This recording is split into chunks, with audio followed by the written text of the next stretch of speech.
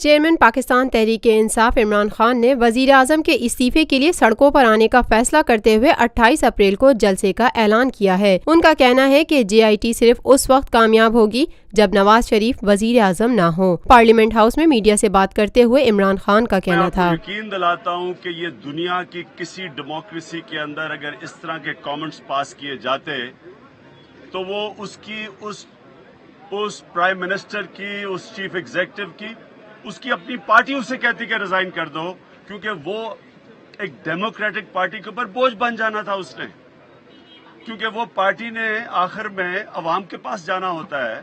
اور جو چیزیں نواز شریف کے خلاف جو آبزرویشنز دی گئی ہیں، اس کے بعد یہ پارٹی کس منہ سے پبلک کے پاس جائے گی؟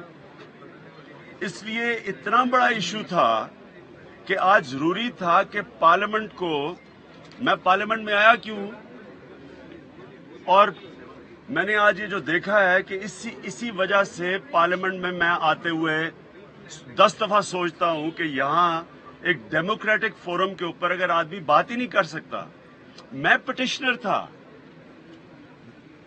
یہ پچھلے 4 مہینے سے کیس چل رہا ہے، ساری قوم دیکھ رہی ہے، یہ 1 سال کا ایشو ہے، 1 سال سے پینما کا ایشو ہے۔ عمران خان کا مزید کہنا تھا، 5 ججز نے، سارے کے سارے کورٹ نے کہا ہے کہ جو انہوں نے چیزیں کہی تھی کہ جناب پیسہ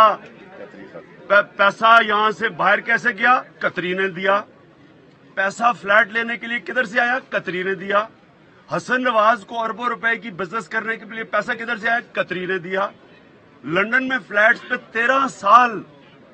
13 سال کرائے میں فلیٹ جو کہ کروڑوں روپے کے ہیں کرایہ، وہ کس نے دیا، قطری نے دیا، التوفیق بینک $8 ملین کس نے دیا، قطری نے دیا۔ یعنی یہ مذاق کیا انہوں نے، سپریم کورٹ نے قطری کا خط رد کر کے پھینکا ہے۔ تو ساری چیزیں، یعنی جو بھی ان کا ڈیفنس تھا 1 سال سے ہمیں کہہ رہے تھے، وہ سارا سپریم کورٹ نے رد کر دیا۔ Lotus lake towers, a groundbreaking endeavor by Lotus Properties.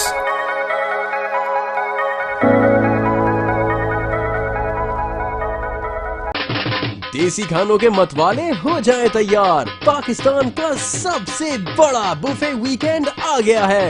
21، 22 اور 23 اپریل، جمعہ، ہفتہ اور اتوار، پاکستان کا دسترخوان سجائے گا دیسی کھانوں کا بہترین انتخاب فیئر ہال گارڈنز کراچی میں۔ جو چاہو جتنا چاہو کھاؤ۔